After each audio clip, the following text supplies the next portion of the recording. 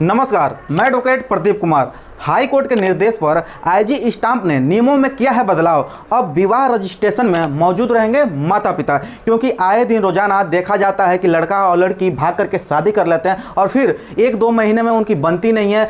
कुछ केसेस ऐसे देखे जाते हैं मर्डर के, कुछ देखे जाते हैं कि तलाक हो जाता है। तो इसी के चलते अब इलाहाबाद हाई कोर्ट के एक फैसले के बाद आईजी स्टाम्प ने विवाह पंजीकरण के नियम में काफ़ी बदलाव कर दिए हैं।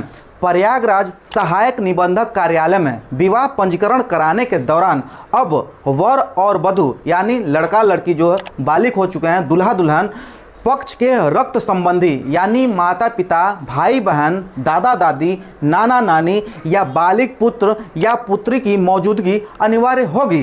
अब विवाह संपन्न कराने वाले पुरोहित या अन्य का शपथ पत्र लगेगा और विवाह पंजीकरण के दौरान उनकी गवाही भी दर्ज हो सकती है। हालांकि पंजीकरण अधिकारी को यह अधिकार होगा कि अगर वो चाहता है तो विवाह की प्रामाणिकता से पूरी तरह से संतुष्ट अगर है तो वह रिश्तेदार को उपस्थित होने में आंशिक या पूर्ण छूट दे सकता है। घर वालों की बिना सहमति से हुई शादी तो जमा करनी होगी संस्कार की पेन ड्राइव, यानी जब शादी होती है तो उस समय जो वीडियोग्राफी बनती है, फोटो बनता है, उसका पेन ड्राइव भी अब देना होगा।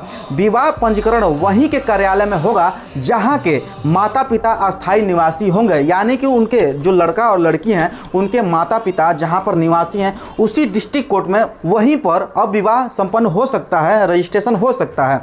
पुरोहित के शपथ पत्र में इन बातों का विवरण होगा। शपथकर्ता का नाम, पिता का नाम, अस्थायी पता, वर्तमान पता, आधार कार्ड की प्रति, कोई अन्य वैध पहचान पत्र, मोबाइल नंबर, पुरोहित की पासपोर्ट साइज फोटो। यह शपथ लेनी होगी कि पुरोहित ने वर और वधू का विवाह संपन्न कराया है, यानी कि गवाही हो गई एक तरह से। विवाह पंजीकरण उसी कार्यालय में होगा जहां माता पिता अस्थायी निवासी होंगे। पंजीकृत निवास प्रमाण पत्र मान्य नहीं होगा। आईजी निबंध समीर वर्मा की ओर से जारी आदेश में यह भी कहा गया है कि अगर विवाह घर वालों की सहमति के बिना हुआ है तो सहायक निबंध कार्यालय में विवाह संस्कार की वीडियो पेन ड्राइव में जमा करानी होगी।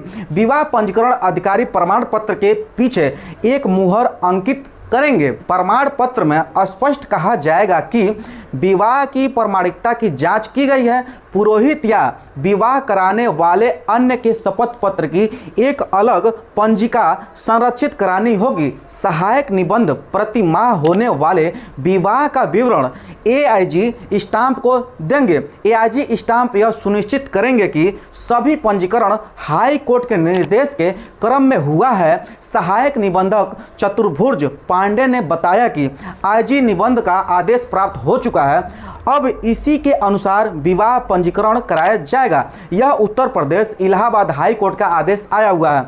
अगर दोस्तों आप लोग उत्तर प्रदेश या बिहार से बिलोंग करते हैं और आप अपनी मर्जी से शादी कराना चाहते हैं, यानी कि आप प्रोटेक्शन चाहते हैं माँ बाप से, लड़की के माँ बाप से, आपको अगर खतरा है, आप अगर लड़के हैं और चाहते हैं कि किसी जिससे प्रेम करते हैं और उसके साथ रहना चाहते हैं और प्रोटेक्शन भी चाहते हैं पुलिस से, तो आप मेरे दिए गए नंबर पर कॉन्टैक्ट कर सकते हैं। और अगर मेरा फ़ोन नहीं लगता है तो मेरे कमेंट बॉक्स में कमेंट करके मुझसे जानकारी प्राप्त कर सकते हैं कि आपको कैसे प्रोटेक्शन मिलेगा।